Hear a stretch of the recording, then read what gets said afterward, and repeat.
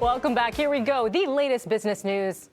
He's got it all. It's Mike Eppel standing by. Good morning, Mike. How are you? Hey, I'm good. Thank you. How are you? Good, good, good. We were just discussing Police Academy of all things, just randomly over break. Which one? Which one? There were too many. 7, 8, There 23. were a good 7 of them, right? They're all spectacular. Phenomenal. Anyway, sidebar, sidebar. You are not following Police Academy. You're talking about oil. No. Yes, because this time yesterday morning, Melanie, we were talking about the U.S. Going to tap into its strategic petroleum reserve to try to get the price for oil and gasoline for consumers down. And indeed, they made that specific announcement with coordination with, I think, another 5 or 6 nations, including Japan and India and the UK. They're all working kind of against OPEC, trying to get more supply into the pipeline system, because OPEC's been hesitant to lower or to increase production because they want to see oil prices up where they are, in and around $80 per barrel. So the Biden administration was under pressure from consumers because gas prices, of course, have spiked in the U.S. They're still nowhere near what we pay here, but Americans have been grumbling, so they are thinking of this as a national emergency of some sort, so they're putting another 50 million barrels into the market, which represents 2 whole days, of U.S. consumption of oil. So it basically did not have any major impact other than the fact that the market was expecting it. So oil prices went up, and we're going to see, in fact, the price here at the pumps in the GTA go up over the course of this week. And the mental gymnastics over this, of course, because the Democrats have been all about what to do about climate change. And then at the same time, they're increasing oil output and making it less or more affordable for people to drive. So they're saying, look, you got to help consumers in the short term deal with climate change longer term. That is a longer term process, and you can't have these spikes or volatility, because that just leads to all sorts of political uncertainty. So there's a whole bunch of moving parts to this to keep Americans moving. And of course, what are they doing this week? Well, they're driving all over the place because it's U.S. Thanksgiving tomorrow. There you go. So Macy's Day Parade is back.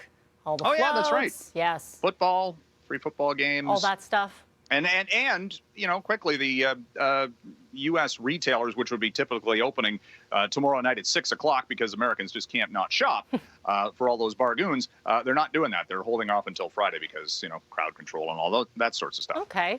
Let's move along to the real estate market. And what are you seeing here when it comes to interest rates?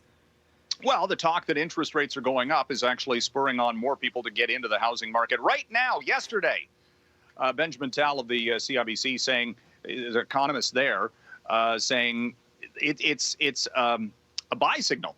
Get in now before borrowing costs go up. Lock in for 5 years, and it feeds on itself. We had the Bank of Canada yesterday warning that consumers are going to be hit with higher interest rates, if not tomorrow, then going forward into next year and beyond.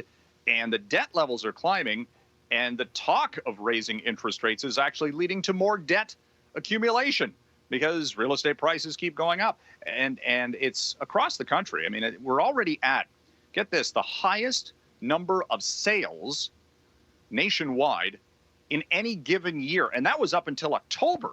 We've still got 2 more months of statistics to come. So anything that goes up gets sold, doesn't matter where it is. And I've seen that, personally, with a bunch of things, just tracking the market, multiple bids, multiple offers, all sorts of things going on. Very wild. Mike, let's talk about, it's the holiday season. A lot of people looking to go out and about, purchase a few things. But you are following a couple issues in the retail sector. Supply chain, the buzzword of 2022, let's not get ahead of ourselves. So close, though.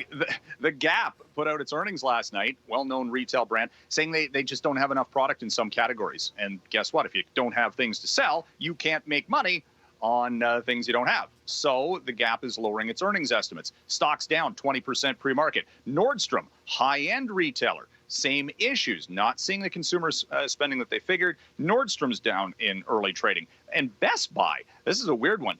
Best Buy is dealing with, and this, I don't know if you paid attention to what's been going on in San Francisco. There are these roving gangs, I suppose, for lack of a better description, breaking into stores and looting retail locations of various different brands. And Best Buy was actually talking about that yesterday in its earnings update, that that's going to effectively hurt their earnings. So, yeah, there's a whole bunch of things going on in retail right now.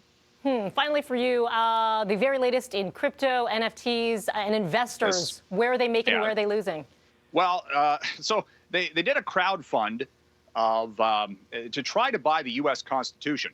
Why the U.S. Constitution is up for auction is beyond me, because we all know that Benjamin Franklin Gates, i.e. Nicolas Cage, tried to steal it. Anyway, I digress. Speaking of movies, and a good one at that. Anyway, this crowdfund raised $40 million through Bitcoin, and they tried to set up their own cryptocurrency. The whole thing fell apart because a hedge fund guy bought the U.S. Constitution for over $40 million, and now the people who put money toward this crowdfunding campaign can't get their money back, and the fees on it are ridiculous to try to transfer funds back, and that might all be, buyer beware. And they were told specifically in the fine print, this is not an investment. It's just an attempt to buy the U.S. Constitution, the actual physical document, which shouldn't be for sale anyway. I digress. The whole thing's collapsing under itself in the most ridiculous NFT, Bitcoin, cryptocurrency story of the year.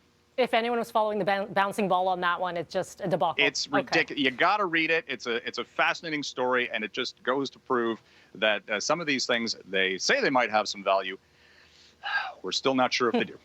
All right, Mike, as always, a pleasure. We'll talk to you again tomorrow.